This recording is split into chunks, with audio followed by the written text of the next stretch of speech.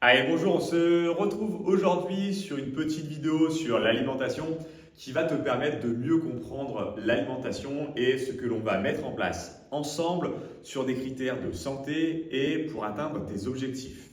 Cette vidéo et le document que je vais te présenter a pour but de mettre en place une diète de terrain qui va te permettre de mettre des choses en place en attendant ton rendez-vous avec la diététicienne qui nous permettra de mettre en place un protocole qui est beaucoup plus personnalisé en fonction de tes besoins. Donc, on va calculer les besoins que tu as à la journée en fonction de ton cadre familial, professionnel, de tes contraintes, etc., etc.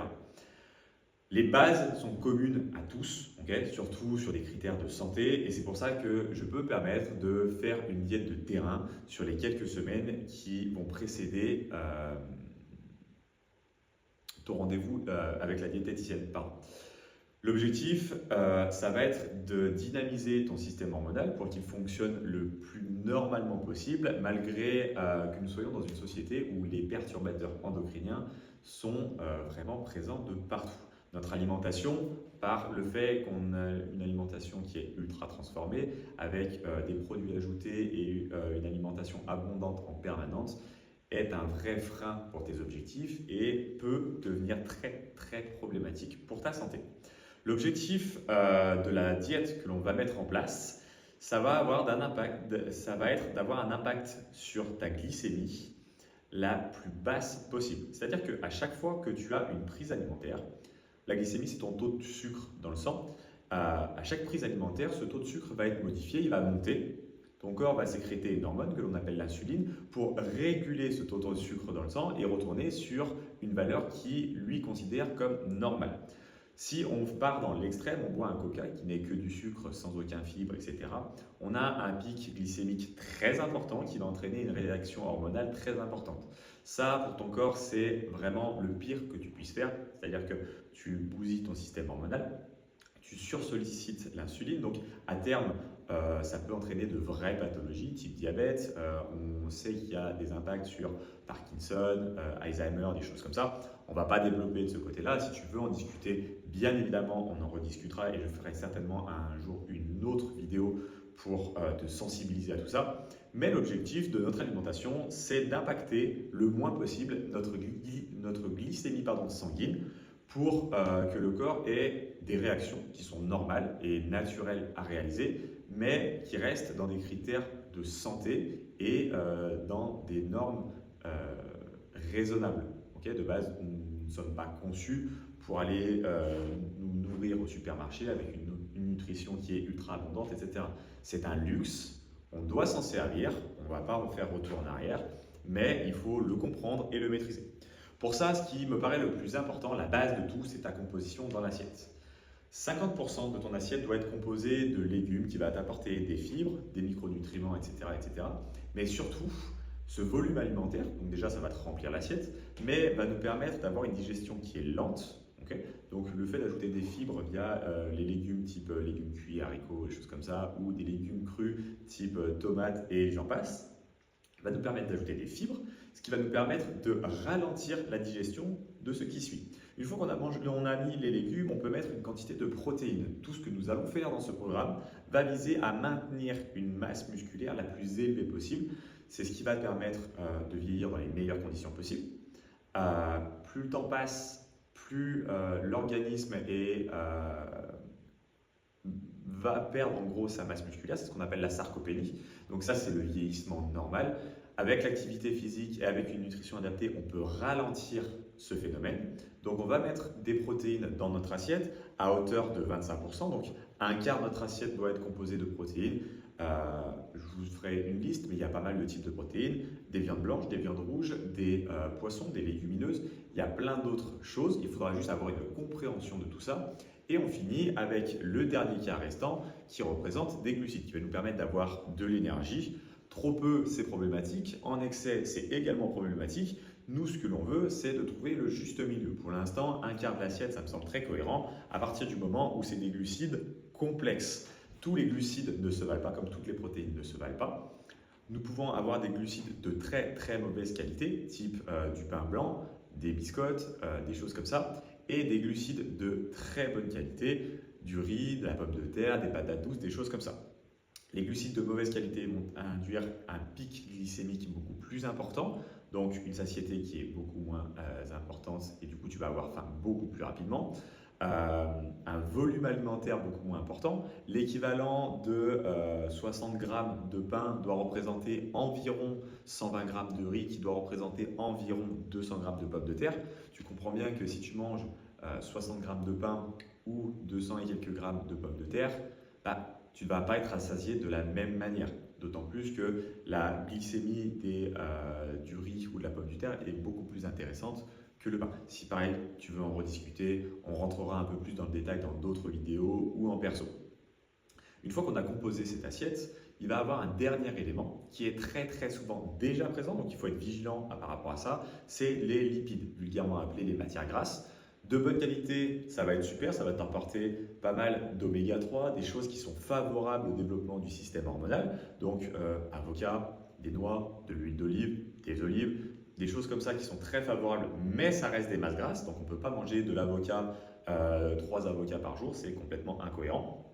Et de l'autre côté, des lipides de moins bonne qualité, mais qui sont plutôt orientés plaisir, type gruyère, fromage, des choses comme ça. Okay, les deux sont possibles. Par contre, il faut faire attention que sur chaque repas et chaque prise alimentaire, même, elle ne soit pas en excès. Présent, mais pas en excès. Ça, c'est la base de tout. C'est la composition de ton assiette. 50% de légumes, un quart protéines, un quart glucides et un élément en lipides qui va nous permettre d'avoir un bol alimentaire qui est cohérent avec un indice glycémique relativement faible. Pour améliorer encore notre impact glycémique de ce repas, nous allons mettre en place un ordre alimentaire. Tu vas manger les légumes lorsque c'est possible et que ce n'est pas trop contraignant. Les légumes en priorité, puis les protéines lipides et on finira par les glucides. De cette manière-là, l'impact de l'ingestion de ces glucides va être largement diminué. Je te mettrai les pourcentages, je ne les ai pas en tête dans le document, mais ça nous permet, en mangeant la même chose, d'avoir un impact qui est complètement différent. Je crois que c'est à hauteur de 50%. Attention, ne détourne pas ce que je suis en train de te dire. Tu peux avoir une alimentation complètement pourrie et manger des tomates avant, ça restera une alimentation complètement pourrie.